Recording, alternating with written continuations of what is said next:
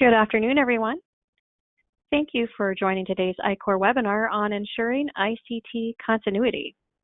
I'm your session moderator, Jerry Lee, Program Director at I-Core, and our presenter today is Jim Nelson. Yep. And Jim Nelson is the President of BCS and I-Core Board Chair. Jim has served many years as a business continuity and ICT continuity consultant. He's very familiar with the standards that you see before you, the expert member of the ISO TC 292 committee focused on continuity and resilience. And today's topic, is going to be, our objective is going to be gain an understanding of how to manage IT risk and increase the resilience of technology systems by moving from IT disaster recovery to ICT continuity. And just a reminder to folks that the recording of the webinar will be available probably early next week. Typically it is 2 days, but it'll be available early next week. And if you have any questions, feel free to use the questions button. If we have time, we have a lot of content to cover today. If we have time, we'll try to answer some online, but if not, we'll definitely follow up with you offline. So with that, I'd like to turn the presentation over to Jim Nelson.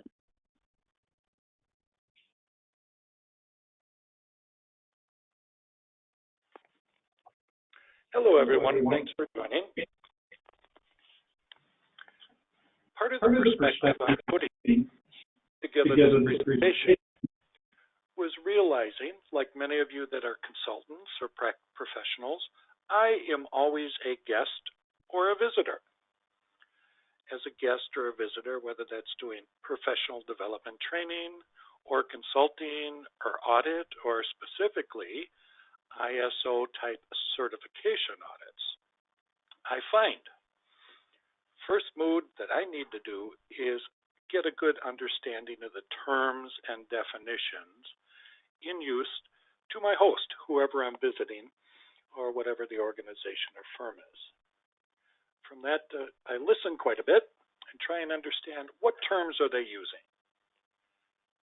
and does that align with, in the case of an ISO audit, what is the intent of the standard? How is the client and how have they built their programs? And from there, then you can begin to understand and identify any gaps or strengths or opportunities for improvement. So what I do find is a wide diversity across not only business sectors, but geographies and countries around the world of how they use different terms. So we'll talk about a little bit. Outages still continue.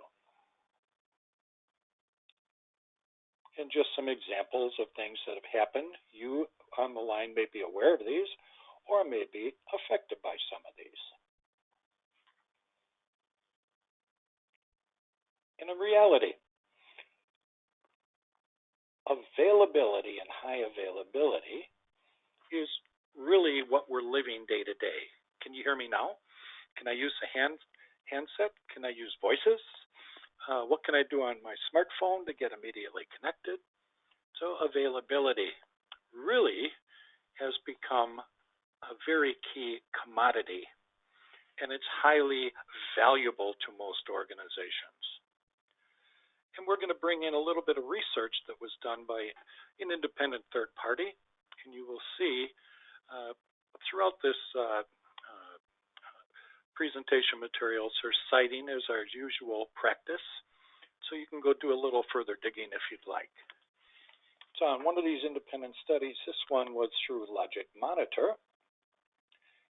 It talked about doing a bunch of research about how many outages occur and how many brownouts and what's happening. So we'll talk about brownouts. That may be a little bit different.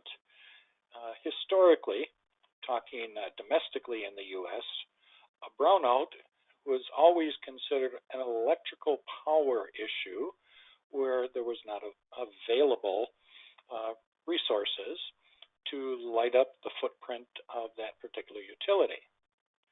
In IT, that brownout on availability has transitioned also. And we'll talk about that slightly later, but explaining that is if you're logging in to a virtual machine, maybe your systems comes up and starting in a matter of seconds, and maybe you can begin to log in and do some work in 5, 10, 15 seconds, whereas a brownout is a different character altogether. It might be taking 1 minute, 2 minutes, 90 seconds for that to occur.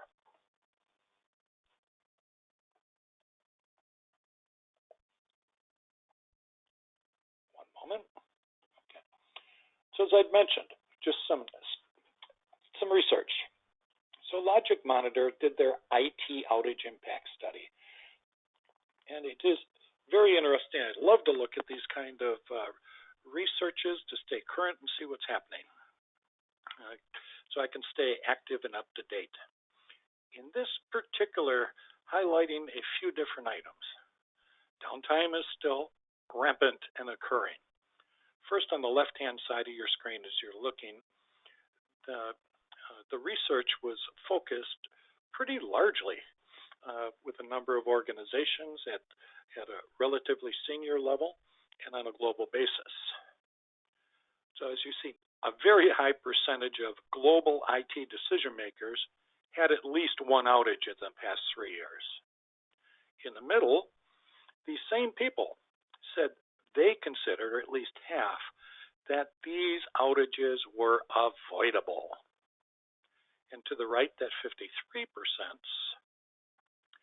the brownouts or slowdowns or capacity limitations in your technical systems were also felt to be avoidable.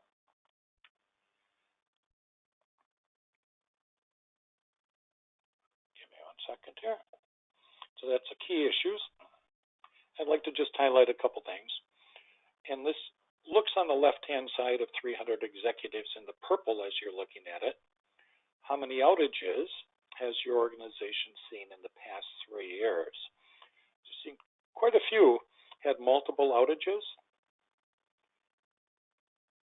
and very few had limited outages. But when you look into the right-hand figure, I like this brownout example, where you've had a slowdown in capacity or network or performance throughout the system. So using the brownout approach, so you've got straight outages or lack of ability for the infrastructure and the technology to perform at expected levels. And as we all know, but here's a little additional detail and specifics on research, downtime is not only wished to be avoided, but when it occurs, it's expensive. So some statistics they found is costs go much higher for companies who have had fewer instances, 16 times the higher cost than companies who have had fewer instances if you have more than one, which makes sense when you look at all the different impacts that we'll talk about in the seminar and implications of downtime. And then the numbers of members, it costs resources in the middle to troubleshoot problems and figure out what's actually going down in the root cause. A real-world example, 1 week ago, I was visiting an organization, and they are very competent. They hold multiple ISO certifications, and they have integrated management systems. It's a company most of you would never have heard of, and we'll just leave them at that position. But during the visit, they were bringing in outside special technicians. They were having a unique phenomenon with their internet-based VoIP system, telephone system. And the issue was, they do a lot of communications. Consistently, when it hit a certain time limit, the connection would break out on that voice system, and they would lose that customer, which was not desired, and it created problems. So trying to replicate that issue, they had a technical team in, and part of that is they had to simulate that and wait for 20 or 30 minutes for that to blow up and time out and do it time and again and time and again. The intent of that, it's not a quick fix. It's not a patch that you can put on. It's not some logic control, where you can switch over and point at a different infrastructure. They had to figure out what was really happening, if it was a bug in the system, if it was malware, ransomware, and it took quite a bit to troubleshoot, and more than 2 days they were working on that because they had to try and simulate it and try and figure out what the bug was. So that's double the amount of time troubleshooting, or 3 times the amount in that real world example, and this was a competent organization. And the LogicMonitor impact study said the costliest outage-related issue was losing some money, lost revenue, or having a compliance issue, whether it's internal or regulatory. And the brownouts, as you would expect, also a financial impact on lost revenue, but also lost productivity if systems are slower, and the impact to major category. And then additional business or risk-based impact to downtime, damage to brand, we've talked about, and reputation is pretty prevalent and understood. Maybe it's impact to stock prices, and you're seeing that currently, at least in some U.S. and other markets this week, where the markets are diving because people are worried about pandemic issues and the implications, and the markets are reacting to that. Third, mitigation cost. How do you fix it? How do you patch it? What do you put into place to bring it in?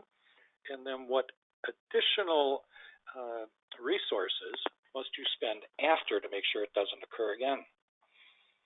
And then careers. As we talk about in the technical world or the business continuity of the risk world, an outage or a problem is not good. Generally, it's a revenue impact, but it's also for the specific professionals, it might be a resume updating event. The nature of the beast is we're always looking for somebody to blame. I didn't say it was your fault that it went down. I just said I was going to blame you. Okay. Or impacts where the business ultimately fail. So the main common causes of downtime across a very large sampling was network failures, which makes sense if we're doing everything on our smartphones or network, or if there's more and more prevalence of people being able to work from anywhere. We're kind of past work from home.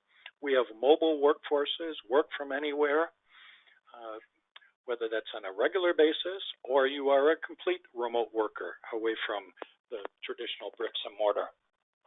Or when the demand goes up, usage spikes and surges where for some reason everybody wants to get onto the system, or so then you have a failure because you've exceeded the capacity capabilities.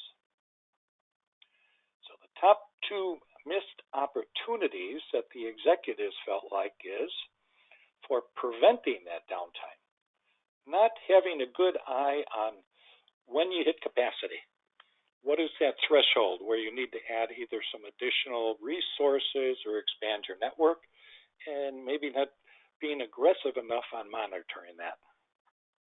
And of course, the constant, we have technology, we have equipment, we have electrical, mechanical devices, hardware, software, generators, switches, servers, they're mechanical systems, they will fail. Software will fail. This I thought was very interesting because across the top they talked about some high level, about 300 organizations, and then they split it by what's Western, in this case US and Canada, what was kind of UK based. They got some smattering of continental, but then they got more and better answers from Pacifica, Oceania, from there mostly Australia and New Zealand. 3 things that go in, you see in the green, we still have human error. People make mistakes, which is one of the drivers that DICOR delivers this kind of materials to help with people's competence. But then again, it's a corporate culture. As I say, I always have to orientate myself to the organization. Are they understaffed? Are they under-resourced? What happens politically or business or structurally? Do you have a new director or an executive who wants to emphasize or de-emphasize business continuity, or they come in all guns firing and said, we're going to have a state-of-the-art program by Memorial Day, 4th of July, or just in a very short period of time. Or there's no funding. It's put on the no mind list. So you see the human error going through here, whether it's on a business decision or at a technical level or a competency level or a resource level. Then also you have network failures and spices. As you kind of look, I thought this was very interesting to highlight what the causes were by region. So a quick poll. Over to you, Jara. Great. Thank you, Jim. We'll open up this poll. And we're talking about how many outages did your organization experience last year, 2019. So please select one of the options there, from none to too many. We'll give you an opportunity here to place your vote. Great. Looks like we're getting a lot of responses here. All right.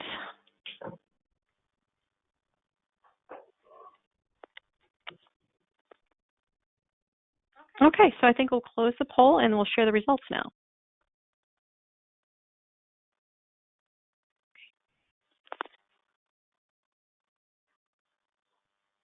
All right. I'm a little bit surprised and head scratching here. No outages, 15%. Was that through the grace of God? Was that a luck strategy? Was that grand commitment? Or were you just not aware of it? So when I see folks having 1 to 3 outages, about half. 4 to 5 outages, about a third. And again, I see 6 to 7 outages, none. Okay. Too many outages, that's funny for 10%. That's folks dealing with probably a dynamic environment. So, and again, going a bit to the definition of an outage versus a brownout that we've talked about. Systems tend to slow down and fail. So do you at your organization differentiate as what is, quote, like a speed bump that may slow you down as you move through a traffic area or a parking lot? Or is it an outage? Okay. So we asked about outages, but most executives and customers, if it isn't performing, it's not available, they're not happy. And whether it's a planned or unplanned outage, we've talked about that in previous sections and in previous webinars. To the end user, the customer, the endpoints, if it's not there, it's not desirable, and they don't differentiate between what was planned or unplanned that we tend to do on the IT side. Another challenge here. We don't have a problem getting ready, but how much do you do? Okay. Part of that is, again, as you look in the gray, it might be a cultural thing, your leadership. It might be you're just overwhelmed on resources. But funding continues to be a major barrier to implementing comprehensive business continuity strategies. And we're also talking about the ICT, or Information and Communication Technology Continuity. ICT is a generally accepted term by standards globally, meaning information and communication technology. In the United States, we tend to call it IT, and when there's an outage, we blame the network guys. So a definition of disaster recovery, and I'm sure most of you are familiar with that. And this one, we just go to the old tried and true DRJ. What is DR? Resources and activity to re-establish information technology and all its components, infrastructure, telecom, systems, apps, hubs, MUX, routers, etc. Somewhere else, or in this case, at an alternate site, after or following a disruption. Now defining information communication technology services continuity, we look at something else, ITIL, Information Technology Infrastructure Library. For you folks that are ITIL 3, 2, 3, 4 certified, that's good. Organizations that use ISO, that's ISO 20,000 standard for the organization. They defined in the ITIL world capability of the organization to continue the use of information and communication technologies to deliver products and services at an acceptable level that's established before there's a problem, and then following a disrupted event. So some of the shared principles of continuity and recovery: protect the organization from incidents, failure, disruption. Be able to detect any kind of problem or incident as quickly as possible. React to that event or incident in an appropriate and hopefully a scripted and well-practiced manner. Recover, again, quickly using an appropriate set of strategies, run books, scripts, as an established priority is understood by the business. Being able to operate at some level in that recovery or interim mode until you can reestablish an acceptable level. Anybody that has talked with Jim over the last 20, 30 years knows I don't like that return to normal terminology. I like the term stabilize to an operating environment. Return to normal kind of infers you go back to the same way you did it before the incident, and you didn't learn anything, and you haven't progressed, So you have to redefine normal and stabilize to it. So again, on the return to normal, but that's not a battle worth fighting in most cases, but return after you've been in an alternate or recovery move. Moving to the next slide, we talk about technology. I think most folks on this slide will recognize you need technology. And technology recovery is really a subset of what we would call ICT continuity. So every aspect of ICT, information, communication technology, infrastructure, whether it's people, equipment, or processes, really part of that IC continuity system or environment. Whether it's data availability, proper storage, proper equipment. Now let's move to say, so technology goes with ICT continuity. Then we know ICT continuity versus disaster recovery, is kind of supporting a subset of the business continuity. So each aspect of the business continuity management system needs to be in alignment if you're going to have a program or a system that's going to be effective. And that gets again to people, your facilities, your offices, your space, your partners, your supply chain, your customers, money, and your technology. So how do you ensure that alignment? So you've got one thing that I often have to look at and figure out, how are the terms being used at this particular customer? Are they saying they have business continuity when they really only have disaster recovery? I don't care. I don't care how they've used their terms and definitions at the beginning. I just want to understand them. And then from there, as I'd open with, you can identify what they're doing well, what's commendable, what the strengths are. And then identify, I don't like weaknesses so much. We like the term gaps, because that does not infer anything negative. And opportunities for improvements. How can you make things better? While you're doing all of that alignment, organizations are always looking to reduce expenses and making sure that your technology, your DR, and your ICT continuity and your business continuity is linked in with the overall organization. So we're always trying to reduce costs, OpEx and CapEx, operating cost or capital expenses in the red. A quick example, real world examples all around us. Approximately a week ago, I was in a rural area outside of Chicago in a different state, and there's a big name brand box store we all know. I noticed a change because in this particular small town, this big box store had come in and they've driven some smaller businesses, grocery stores, hardware stores, etc., out of business. In the last year or two, another big competitor or two were in the same small market. So in the original company, big box store that sold everything from groceries to hardware, commodities, etc. Noticed a change as I walked in. I'm trying to check out. I bought a few things. There's no cashiers anymore. Several lines. Now everything is self-checkout. And I had a big cart full of things. The very last thing I wanted to do was stand in line and scan my bananas. And the people in front of me, all the customers, were all struggling and scanning their bananas. Okay? And I wanted somebody to scan through, smile at me, take my stuff and throw it in a bag for me. So I stood in line.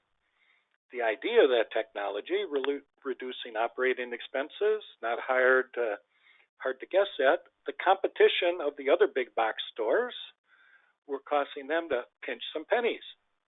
Or maybe there was resource contention. We're trying to hire different people. So what did you do? Somebody came up with the bright idea. It's like, we'll eliminate the cashiers. Now it's self-checkout. And I watched in this smaller community, here were a lot of senior citizens, a lot of older people that couldn't figure out how to scan their bananas. So I stood in line, and eventually, my first impression, I just wanted to leave my cart full of bananas sitting there and go to the other place where somebody would check me out. So again, misguided strategies potentially to save a little bit of operating expenses and looking internally and not affecting the customer. So aligning that with organizational goals and objectives in the gray. Are we just in a reaction? Somebody comes with the mind, let's get some technology out there to save things. And the technology is developed by people that are confident and familiar and integrated with the use of technology. That's not the case in all places. So do you get relevant and reliable IT services? Great. But what's your risk? You get one guy standing there and a bunch of other people don't want to buy bananas at your store anymore. An extreme example, but alignment of business and IT priorities. Some examples of business continuity activities. I'm just clicking through there. For you folks that have done business impact and risk assessments and built plans, etc., you really need to identify what the organization's products and services and how they're delivered. We've been hearing this for decades. Goes back to my opening. Now I see terms like ICT Continuity. All right. Have they integrated all of these business processes, or have they just looked at the IT environment and hardened and made that for high availability? Is there a consistent linkage? Now they're using that term. Well, we move from DR, which is recovery, to continuity, and we continue our technical. But that technology is there to serve the business. So again, the business continuity activities. If somebody mapped together the goods and services and the impacts of doing it or not doing it and the risk of disruptions and cost and time frames, things that we've been looking at as business continuity and risk professionals forever. And then having strategies and plans to continue these activities. Or as you'll see in the ISO world, especially in 22301 and the newer standard, they've always had strategies, but in the version that was published right about Halloween last year, they have continuity strategies and solutions. So for you folks that are following ISO 22301, for every strategy that you have, you need to have at least one or multiple solutions for that. And another little nugget just to inform, the guidance 22313 for that standard was just updated and published in the month of February. And again, in the green, capability assessments. What are your plans? What are your capabilities? What are your training exercises? These arrangements, are they reviewed and updated as changes occurred and tested? So you got business impact analysis, as we all talked about, on your data and to your business processes. We use lots of different terms. Later on, I'll show you on a coming slide terms: critical, essential, vital, or tier 1, tier 2, tier 3, tier 4. And then they're normally linked to impact categories, which is time. I need to have it right away. I need to have it in a few minutes or a few hours or a few days. You're all familiar with that, I'm assuming. And priorities might include high, medium, and low based on service levels, or it might be financially impacted. So when I look at these ICT continuity, I ask them, have they mapped to the BIA? And know that's somebody else's job to do, and we haven't done a BIA since last year. Or we just did a BIA and we asked, what are your critical businesses processes on one side? Or what technologies or apps do you use, or applications or systems? So you identify the time from that business impact analysis. That's research, it's data collection. At what point does it become unacceptable? And in the business continuity arena, that's MTPD. What is the maximum tolerable period of disruption? And it's really getting back to how long can you go, or how much money do you need to spend for your availability or to prevent or reduce your outage. Estimating how long, you have MTPD, or you have recovery time objective. The two are related, where recovery time is an objective. If you exceed that objective, it's like, I can't go past, I went past my RTO, but I can't go any further. That's how I see it being used in most organizations. What is the maximum tolerable period before it becomes unacceptable or deadly? So there's different relationships. And I'll just kind of talk about this quickly because the emphasis is for IT going from DR, backups and testing, to talking about ICT continuity, and then making sure that that links in with the business and the extended business, the supply chain. So some examples, working left to right, what's normal, business as usual. If you have a disruption, how quickly can you react and identify and fix it? Remember that example where a phone system was timing out with a bug in it? It took 20 or 30 minutes to reduplicate that. That's not getting you a recovery time in a matter of minutes or hours. And then being able to apply the proper fix or the proper hacks. And what that introduces in the way of additional risk, does it create another problem? Then you have repair time. Okay. And then there's some buffer time. The repair, we're trying to get our things back. We have a objective recovery time. Objective, that's a target. If we miss our target, what's the buffer time before it's no longer acceptable? When do the products and services need to be available? And when does it get just complete threatening to the organization to unacceptable levels? So BIA data, different way to look at this. I know there's many different ways over the years at looking at those timelines.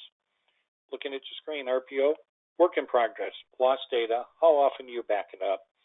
This is really key to IT, but it's also key to clean desk policy. What do you have work in progress where you walked out, left something on your desk, and you couldn't get back in? Okay. So any kind of lost transactions. So identify what needs to become, and that's what capacity that you build into your organization to hit those objectives. Another term frequently being used is what are your minimum business continuity objectives, and what do you need to achieve that by business line, by product, by service, or by process, however you're addressing. I do run into many organizations that say we have a service level agreement or an operational level agreement internally, or we've shifted it to a third party. We have hosting, managed services, we're in the cloud. It's their problem. So Or we have a web first or a cloud-based approach. And we have a service level agreement. A service level agreement is wonderful. It's a foundation. But what does it get you if there's a problem? If you get a reduced price, or they give you a credit for a day, a week, or a month of service, that really doesn't reflect the impact upon your business and how much money you lost, how much you've gotten people mad at you. So service level agreements are absolutely key and needed as a contractual, but it's not the end-all resolution. So if your business partner goes down, really, your customer doesn't care. They look at you. So in the technical world, a lot of things that we look at is targets: mean time to recover, mean time to restore services, mean time to repair, and it all kind of goes into the simple. So partially said, if you're only looking at RPO, recovery point, was at your last backup, and RTO, when you're back to systems are up. So sometimes we need to look a little bit deeper, especially on the bottom, the mean time between failures or uptime. That gets into availability and reliability. Okay. Bringing in my favorite, ISO 31000 on risk management processes. Simplified version of the standard, which most people can understand from the right end. What may happen to you and why? If it does happen, what are the impacts? Then you look at the odds, probability or likelihood, and can you mitigate it? Or can you transfer, can you minimize the impact? Identify the risk when we're talking about information and communication technology, some steps here. What are the risks? Is there a simple manner? What are their categories and their order of occurrences? All sounds great. I've seen some wonderful risk steps, but how are they being addressed in reality?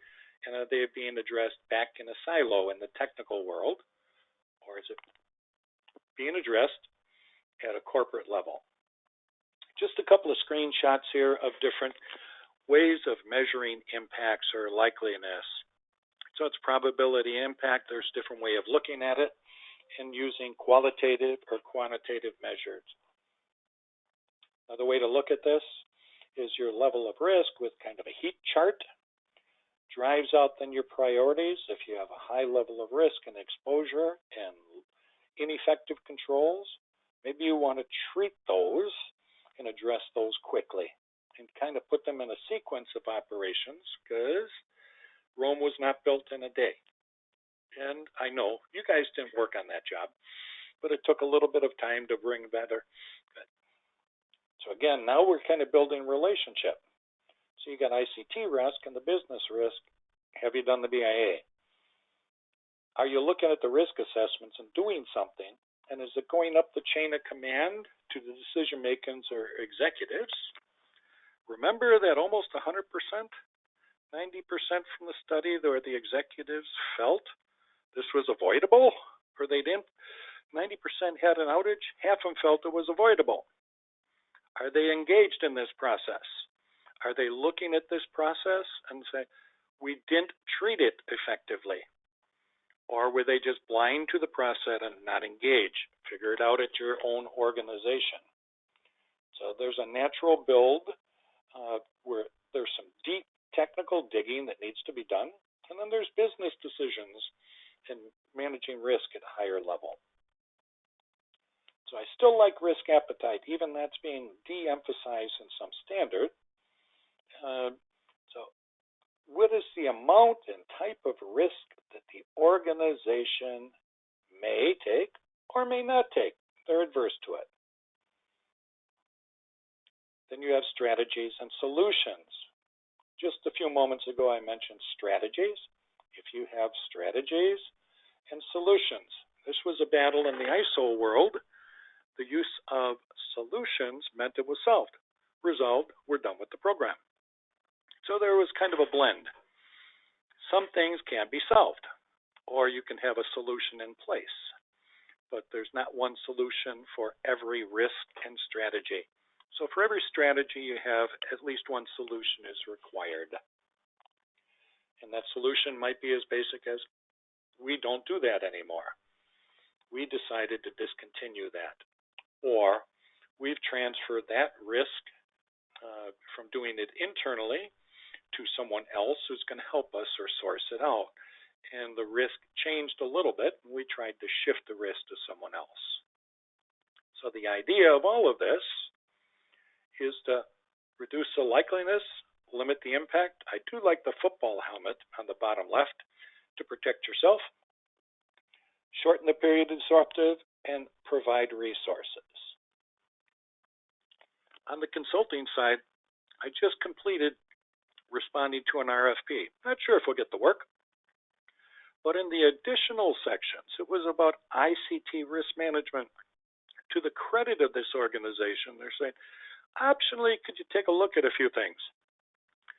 We're looking at moving. Can you come in and take a look at our internally developed strategies before we do them and assess them? But also look at our staff and resources and key people. Do we have enough folks? Of course, this is coming after this organization had a significant problem. So they're trying to readdress everything to their credit versus limiting the scope of the work. So strategy, what do you need to have in place in the way of ICT systems? What kind of resources do you need? Is it technology? Is it equipment? Is it bandwidth? Is it people? Is it resources? And can you do it at the same place, or do you spread it out geographically?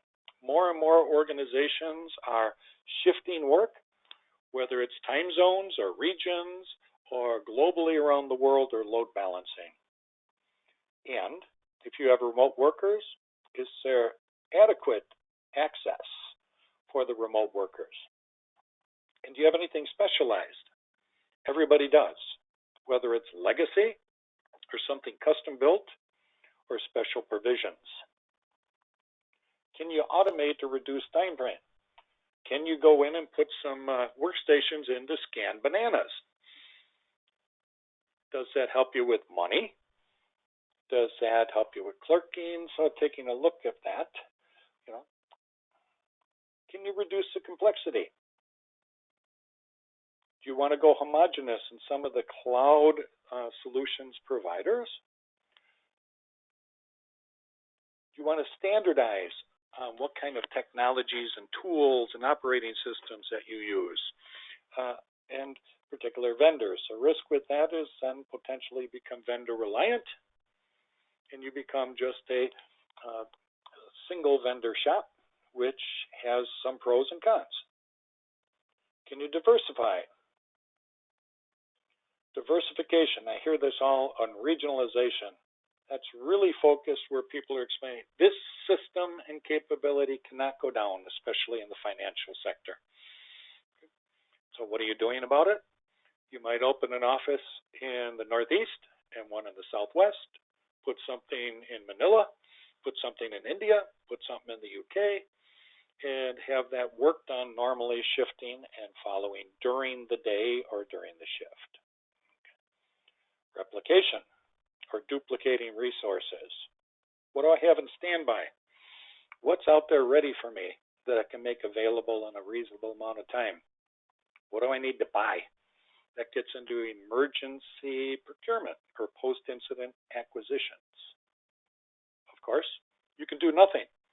Many times that do nothing is not a specific example, or it might be, go back and do a little bit more study and come back to me in the best budget cycle. Sorry about that. If you're giving that option, you have failed your executive and your leadership to push it back to you. Do nothing can be intentional, accidental, or it occurs. Again, urgency and level of service. RPOs, again, hold is your data. What are you willing to lose? The MVCPOs, RTOs that we talked about. I front-loaded this a little bit. So it needs to be mapped across not only from your DR to move to ICT continuity, to move to business continuity, and then ultimately some level of resilience. I'd mentioned earlier, I don't like the word tier, for example, because it's misused. Maybe you use simple words like category. And you talk about the urgency and talk about time. I need it right away. I can't go down. Seconds to minutes, hours, days, whatever your categories are. And activity levels, do I shift something? Do I source it away? Do I transfer it to a different office, or do I do nothing? And again, I'm not going to read through all of these because you folks are ideal. We'll talk about equipment. Do I have enough capacity and I can split it? Do I have something off-site?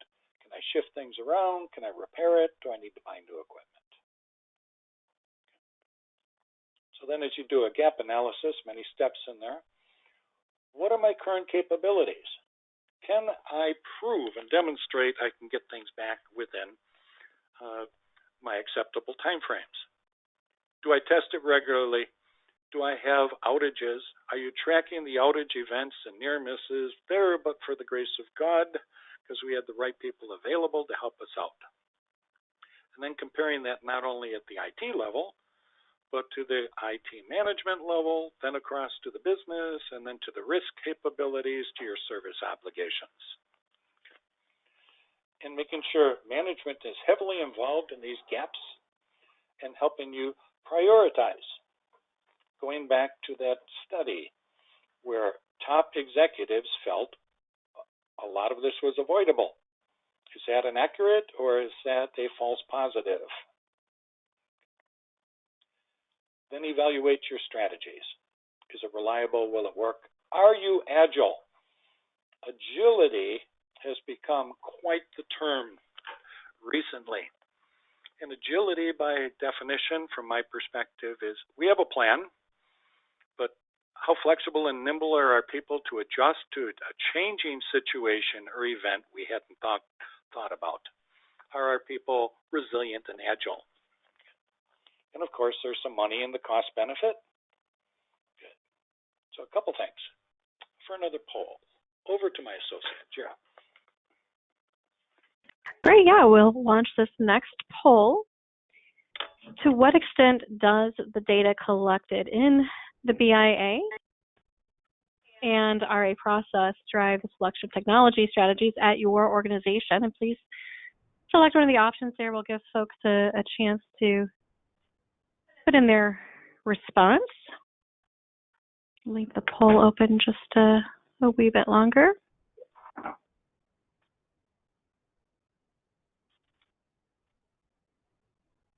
Okay. We'll go ahead and close that poll, and I'll have Jim kind of review the responses.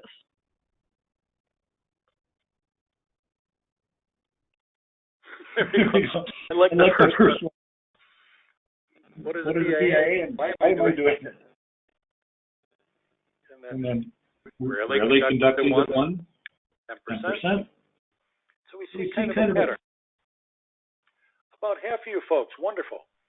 We conduct both and use the results regularly. And is that proven? Is that your perspective? Is that your dream? Is that your idea? Would those top executives that said we felt that avoidable, would they support your position? Do they agree with this? Or are they reading from some different script? Great, thank you for that input. So how does the ICT technology move from recovery to continuity? So recovery, your focus was get things back online after an interruption, minimize downtime, not downtown, sorry about that, my typo, and getting technical operations back. Continuity, ensure that the critical technology continue to operate during an incident versus restoring it. And the slight aim was you're going for no outages or downtime. Is that realistic? But striving for. And again, going back to the research that we just talked about, a few folks said, what is a BIA? Thank you. What is the urgency and level of service required? On the left-hand side, recovery focus, I'm just going to slide through, talks about recovery side. Are there still some things that you do on manual, long-term, shared, you accept the performance, and you do, when did you do your backup? On the right-hand side for continuity, things are automated. There is no duration. You need to have it quickly. Is it a shared environment or is it dedicated? To grade on service level, it's like I need to meet my service objectives. Timing is huge. When did I do my last backup? Was it Sunday night? Was it midnight last night? Or is it to the point of interruption? Big difference. And again, aligning those strategies with business requirements. So high availability, I've talked about in previous webinars. High availability is a design. It's an intent. It's how you build your systems. High availability is not DR. It is not continuity. It's key to helping you do that. And high availability is not needed for every organization. And how do you manage your disruption? Is it through backups and DR and traditional? What is unique to your organization? What needs to be up? Are you running traditional business hours, bankers hours, office hours, etc.? Are you always open? We might doze a little bit, but we never close. Again, high availability requires a system that can handle the same workloads as the primary. This is a chart modified a little bit that I've used over time successfully because it seems to work. So on the left-hand axis going up, it's like how important is that information and the data in the business process. On the bottom is time. So some increased levels as we go up, different technologies that you use, whether it's faulting, bare metal, local things, storage checkpoints, etc. Do you send tape? Are you vaulting? Doing mirroring, backup test? Okay. You remote burying, or are you interconnected? Most organizations should reasonably lay somewhere on this timeline. Not everybody, pardon me, needs to be to the far right. It's driven by the facts, your business, and your risk appetite. So high availability and data strategies. Each aspect of your system needs to have a proper design to be effective. High availability is a design. Managing your data and your environment is a process. How do you do your backups and failover and your storage? And how do people access that data? And how secure is it? You need to be able to answer these questions with your executives to be able to build in that support and talk to them about facts. So some differential. Oops, went too many clicks. Sorry about that. High availability, there's going to be some service interruptive. It's a solution. Things are available. Fault tolerance, just throw that in shortly, not speak a lot about it. Helps you with equipment failures. No service interruption on particular components within a system like a mainframe or systems, particular equipment within your technical infrastructure. You can have higher cost, and fault tolerance maybe is used where there's a life safety implication. High availability and DR needs to work together to get the ICT, then to get the business continuity, and then to get the COOP, continuity of operations, and COG for you more government-oriented folks. What is needed to make sure you get there? A couple more slips. High availability. Do you have redundancy in your data center and failover? Is there a single particular failure, etc., that you can work on? And it's a design. DR. Geographic diversity. Can I use an alternate site? How far away should it be? We've all been watching those presentations and articles for most of our careers. How far away is enough?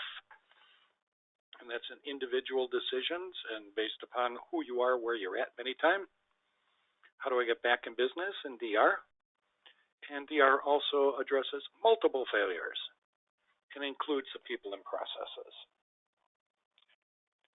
I think everybody can agree that DR plan is vital to the organization, but a DR is needed for ICT continuity, then ICT continuity needs to drive to business continuity, drive to your risk, and ultimately, as you mature, to resilience. So document strategies, what do you have in place? If it's not documented, it never occurred. So do you have actions?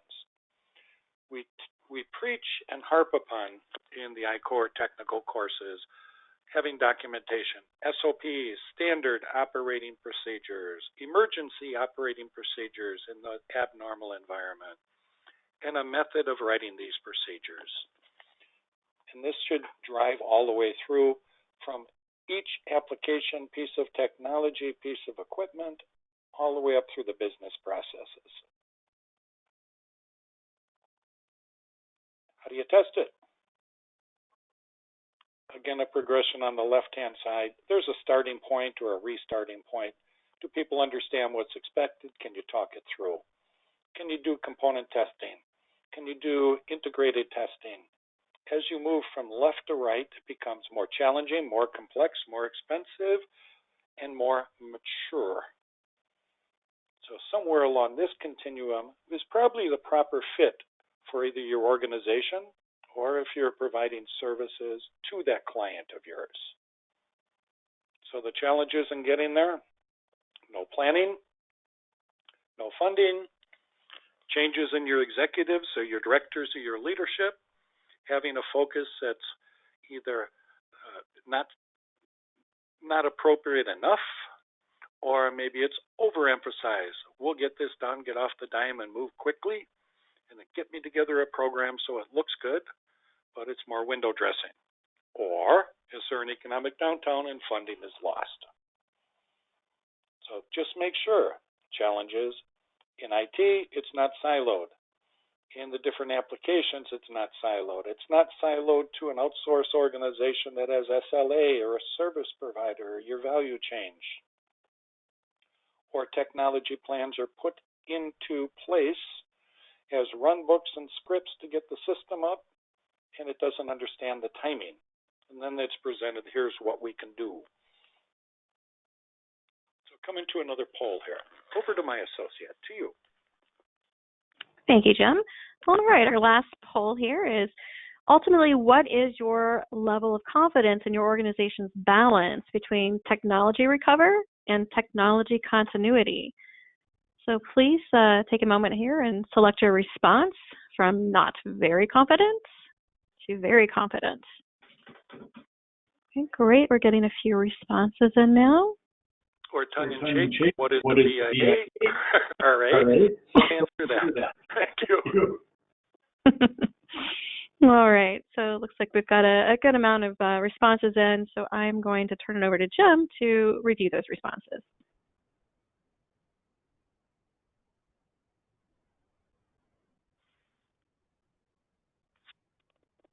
Okay, thanks for looking at that. Nobody thought, not very confident, 0. On the opposite end, we got this handled, 5%. So everybody's kind of in the middle with saying, we attempt, we balance, we consider, we do it. That tells me that you're somewhere on a road to resilience and continuity. Maybe you've taken a few turns, or your organization is maturing and developing. It's fine. I don't expect everybody to be perfect. Remember how I opened.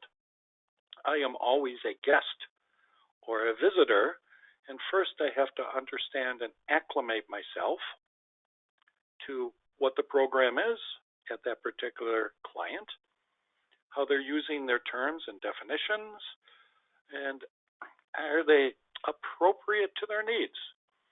A lot of that comes to interviews. What I'm seeing a trend in, especially for those organizations that have achieved what I consider ISO certification, is kind of the capstone. It's not alignment to, it's not a best practices. I have several organizations I work with as a lead auditor that not only have 22301, but they have multiple management systems. And I've seen a trending. I can have a quick conversation with an executive, the head of a country or a region, really a top-level person. Many times I'm accompanied, but that conversation is direct, short and sweet, not hard to schedule. And it's like, are you satisfied with your progress? Are your people doing enough? What keeps you, I don't use what keeps you awake at night because that's kind of a trick consultant question over the last time, but I will say your certification, you have multiple certifications, you're bringing things together, that's wonderful. You're in a small minority. Where do you see this program being in 3 years? If they can't answer that question off the top of their head the first time, I will guarantee you the next time I visit, they have a very good answer for me. Because no executive or visionary or strategic person, you say, what is your 1, 2, or 3 year plan for IT, business continuity, strategy, services? If it's like, if they're caught with that answer, they will then quickly have an answer, and I'll see the difference in the culture in having a roadmap in moving forward in what they're doing. So I'd like to thank you for taking some time. I realized we covered a lot of grounds, and we'll follow up and take questions. I will turn this back to my associate. Over to you, Jara. Great. Thank you, Jim, so much for your time and your expertise. And just a couple of quick closing slides here. If you'd like to learn more, we do have a full program of education and credentialing options, a few here that may be relevant to some of the things that Jim spoke about today. Additionally, we have our webinar series, as you well know, if you've joined us today. Our next month session will be about why knowledge management matters. We have a variety of topics here from risk management, more ISO 22301, more on data centers and so forth. So please be sure to register for those webinars. And then, yep. Topics you'd like to see. Oh, yeah, please let us know. At the end of this webinar, there is a survey, and we encourage you to take that and give us some feedback, and certainly share topics that you'd like to learn more about in the future as we continue this webinar series. And of course, feel free to contact us here. If you can go ahead to the next slide. If you don't get a chance to take the survey, you can certainly reach us by education@theicore.org. Feel free to give us a call. Check out our website, a lot of resources there. So again, thank you everyone for your time today, and thank you again, Jim. Have a good day.